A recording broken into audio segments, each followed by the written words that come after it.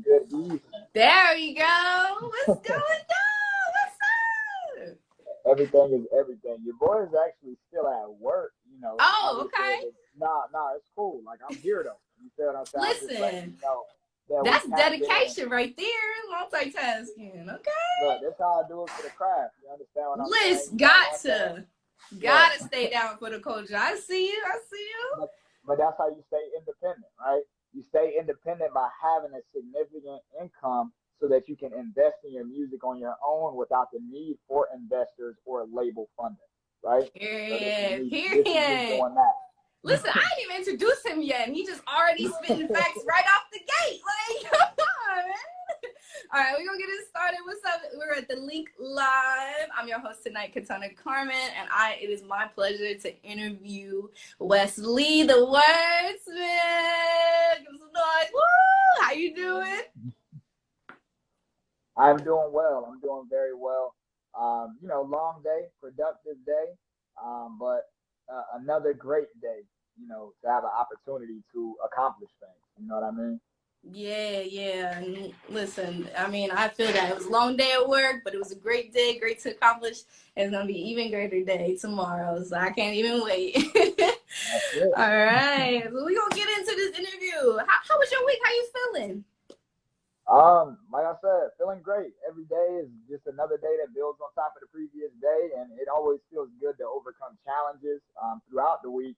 And I'm really excited. I've been anticipating this interview all week long as we've been promoting it and showing the flyer and things like that. So, I mean, I'm ready to go. Well, we are so glad that you are here with the Link Entertainment. We can now wait to talk more about you and your journey. But first, let's go ahead and introduce yourself. Let the people know who you are, where you come from, your background, and things like that. So, my name is Sean Wesley Edwards. My artist name is Wes Lee The Wordsmith. I've been writing poetry since I was 12 years old, and competing in competitions and things like that throughout my matriculation through school. And as I continued, I started developing a love for motivational speaking, public speaking, and things like that. Also, freestyling and hip hop in general. From that, then grew my interest in becoming a performance poet, simply because I had a love for lyricism and music, right? I was always one of those guys that wasn't too worried about the instrumentation as much as I cared about the substance and the things that people were saying. So once I got into college, I had an opportunity to join an organization known as Way of Real Discovery Incorporated, which was a nonprofit organization that focused on developing the student artist as well as enriching the community through educational programs that focused on literary enhancement and creative self-expression.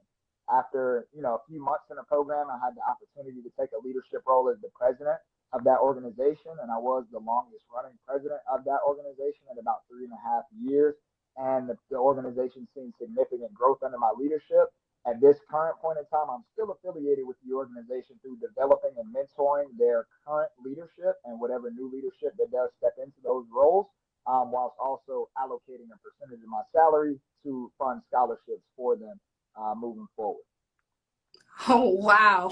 Okay, let's go back a little bit. Let's talk a little bit about your passion and who inspired you to even get into poetry. Okay. So I always have a hard time with tell me a little bit about yourself because there's so much to know. So I never know which part to start with. But with that question, to answer it, so when I was young, I suffered a lot of different traumatic experiences, right? I had my uncle who was one of my male role models as a youth because my mother and my father, they parted when I was very young. And he was kind of there at the earliest point that I could remember because I was about 4 years old. I was about four. And he went to prison. So then I kind of lost that. So I didn't have that. My mother, she was trying to figure herself out. She was pretty young. And once I turned about 9 years old, I had a sibling who was born, and I was the oldest of many, right? And she ended up passing away. And it was one of my siblings that I was very involved in her development in the few months that she did live. I changed her diapers, I took care of her, I made her bottles and different things like that, put her to sleep. And I just was very passionate about it as having an opportunity. I even saw her be born. which that was the first sibling that I stayed awake through their birth, right? So it was just like a whole awesome different level of connection. And when she passed away, it turned my world upside down. And I cried for like 3 weeks. I had difficulty processing the things that I was going through and dealing with the grief overall. And I even started to struggle in school as a result of it because things started to not look like what they were supposed to look like when I was looking at paperwork and different things like that. I was a straight A student. There was a math test. All of it was addition. I subtracted perfectly on every problem, but it was an addition test. So I had a 0%. They're calling me to the counselor's office and things like that. And when I went to middle school and started learning, I had like honors classes and honors literature and things like that. When I started taking those classes, I was exposed to poetry, learning about the Romantic poets and the Gothic periods and Edgar Allan Poe, et cetera, Samuel Coleridge, William Wordsworth. And as I learned about those and we got different poetry assignments, I realized that I had a knack for it. I realized that I was very talented at, putting my words together. But I was very quiet and reserved throughout those times because I was still processing a lot inside of my mind, right? So I would write in a journal on my own, never would share it with anyone. And it wasn't until I had this literature class in seventh grade where we would do a warm up. And the warm up was quotes, right? We would take a quote of the day and you would write what that quote meant to you. And they would randomly pick on somebody to share. So obviously, I had a lot of practice with writing and expressing myself at that point in time because I had been doing it so long privately. They picked on me one day to share, and the way that I articulated myself as a 12-year-old student had everybody like, whoa, like, who is this guy? You know what I mean? And it got to the point where some people would get jealous. They would try to bully me, say I was a nerd and all this different stuff. But it made me feel good to see all of those reactions, right? I'm like, oh, this is an awesome feeling. And it was from that point on that every day after that, I would make sure that my next response was better than the last response that I wrote. So then I started working to get better to top the last performance that I gave, so to speak. It was like commanding the crowd. And then transitioned into another class that I had that gave me the opportunity to participate in a talent show where I got to showcase my poetry against other people that sang, danced, rap, drew, painted, different things like that. And I actually ended up winning the contest. And the rest of it ended up being history. Wow. Wow. Your story, like you are just like one of those artists that have been through so much and like your words speak for you. And like, I don't even know, like I was listening to you this week. I was like, wow. Like I'm like, I can't even keep up. Like I can't do that. But I was just like, wow. So let's talk a little bit about your literacy, like where that passion came from, and as far as you going to college, like what was your mind at, and what were you thinking that this could end up what I want to do with my life? How can you turn your passions into your dreams? So, I mean, the first thing that I had to learn how to do was be an adult, right? My main focus was always not following a pipe dream and trying to get signed to a label and all this different stuff because I like to do things at my own pace. I like to do things my own way. But I'm also humble enough to realize that you have to have the means to be able to do things your own way. You have to actually have the resources that give you the leverage to say no to certain things or to ask to make certain requests of the world, right? So I had to figure out how to navigate the world effectively in a way where I could exist and be successful and dominant as a man, in this society, right? In order to do that, the easiest route was to go get an education. And then the thing that drove my education was what is going to give me the most of a return on investment with an undergraduate degree with the least amount of years of school. So I went to school for computer science. That's the way of the future. Extremely high return on investment for undergraduate degrees. So you spend 4 years and you can start. Average starting salary is 75,000. So it's my first thought. Okay, boom. Now let me finish this. And then once I got in there, obviously there were so many different things that I got exposed to that I hadn't even prepared myself for. It's like, oh, this is awesome. I didn't know about the organization. I didn't know about these people that I would meet. I didn't know about all these different people that were connected with radio stations and TV stations and these people working with politics and in the community. And those people became my tribe. Those people became my family. So I had a lot of opportunities to showcase what it is that I do to those that appreciated it because they also were people that existed with that same thought process. And obviously for different end goals, but very much so the same structure of thought, right? So my goal was to finish. Once I finished, it put me in a position where I could go in, get a job, work hard, get promoted, get this money. And also, while being in college, I had the opportunity to not have to worry about responsibilities to a certain degree because your financial aid covers your housing, covers your Wi-Fi. You always got an internet connection, no matter how poor it is. You don't necessarily have to have a car because there's jobs you can get on campus.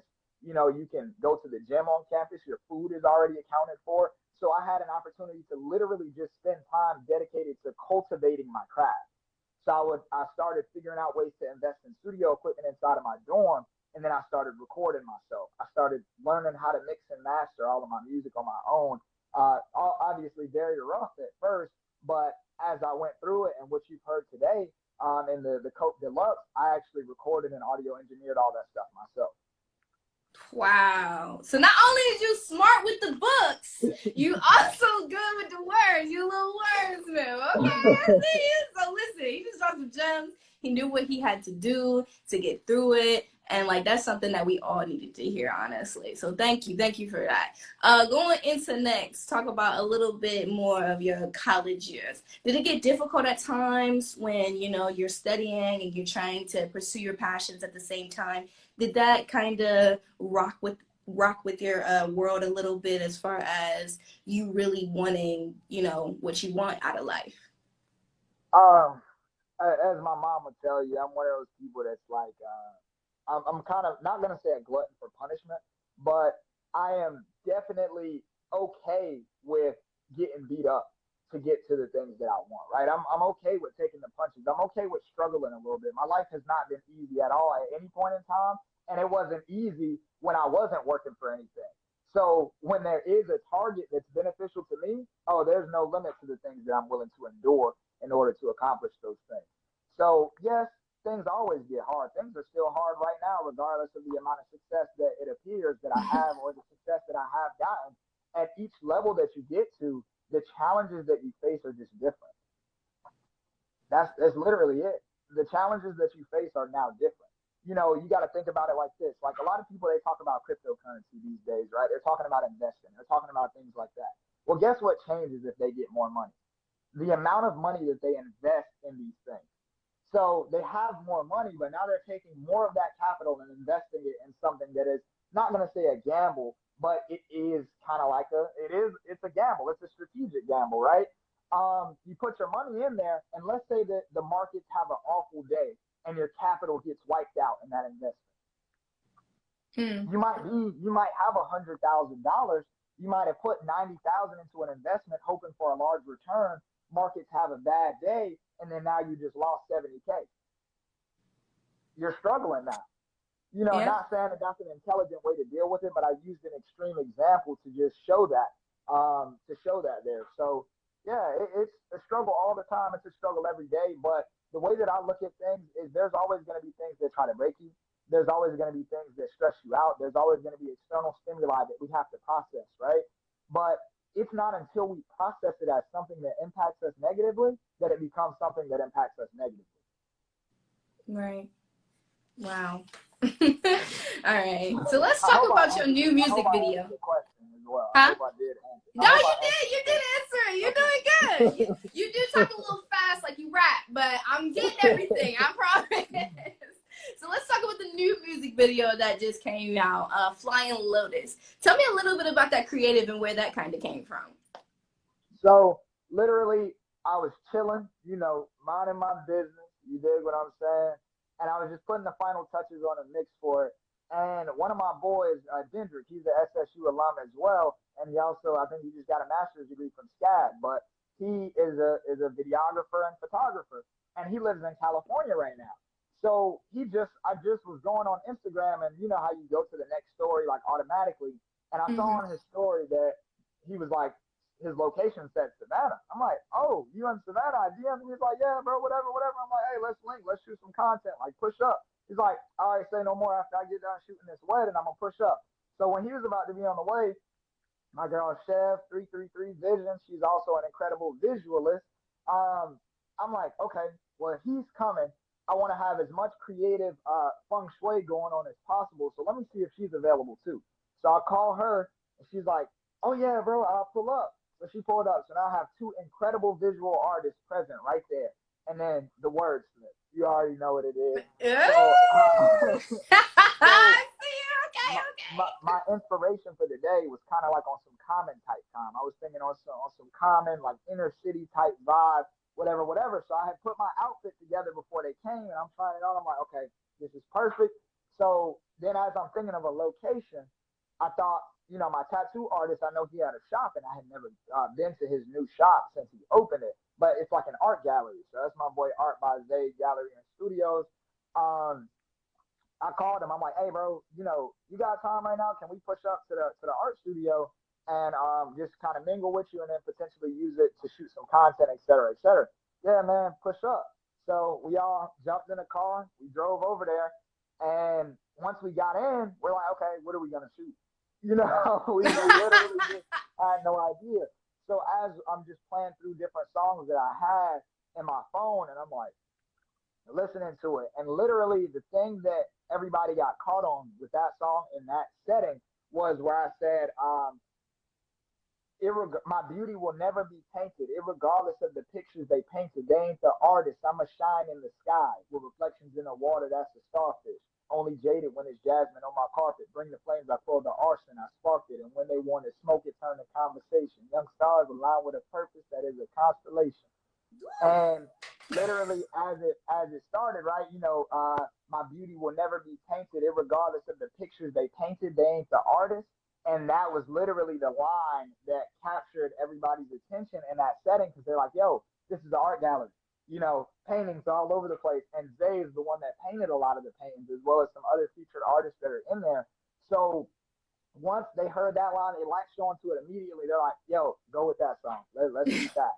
And then Chev, she started directing it. We went through, bounced some ideas off, and literally, boom, that's how I got made. Wow, like right on the spot. That is amazing. So let's talk a little bit more about your style as far as an artist goes. You kind of have that rap soul with you, and I kind of like that a little bit, but touch more on that as far as, where it came from. I mean, the soul came from my influences. Some of my greatest influences are Common, Common. I love J. Cole. I like Nas when I was growing up. I love Rakim. He's one of my incredible influences in regards to just that raw authenticity, that lyricism, that just hip hop essence.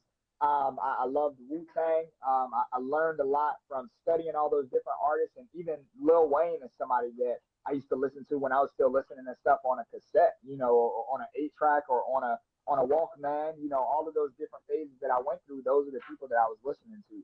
So I even had I developed an appreciation for Wale because of his poetry that he made very prevalent in the art that he created. So that's kind of just what I took from it. But I always prided myself in being real.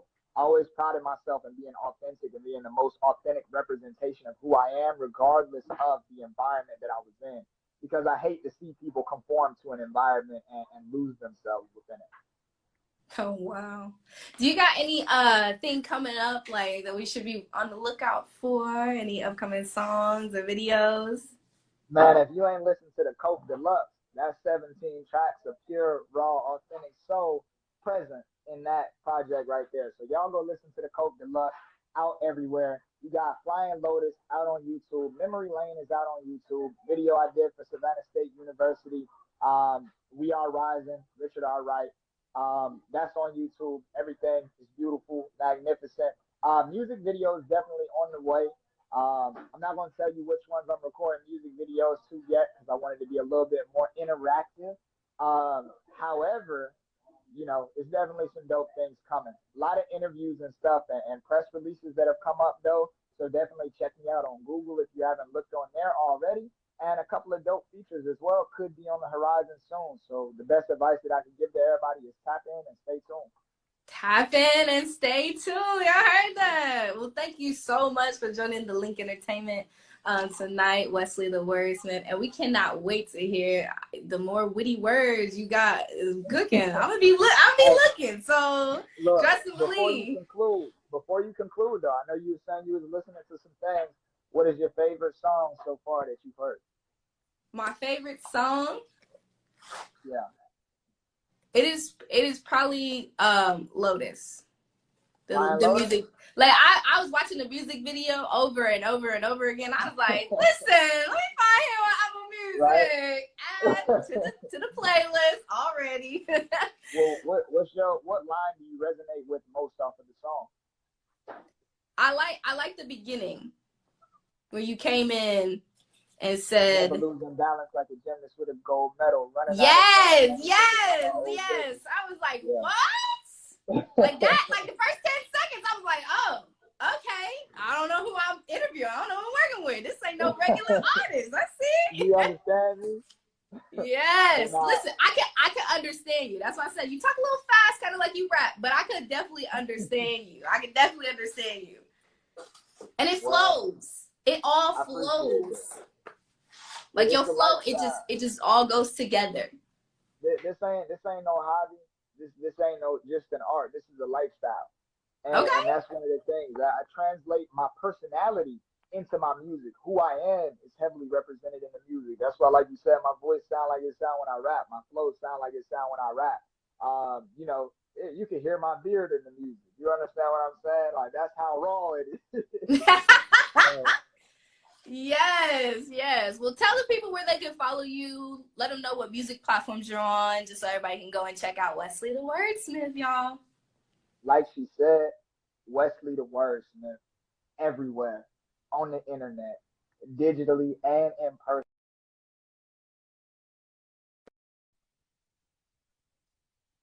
Chat just for the sake of convenience. Look at that. You understand what I'm saying?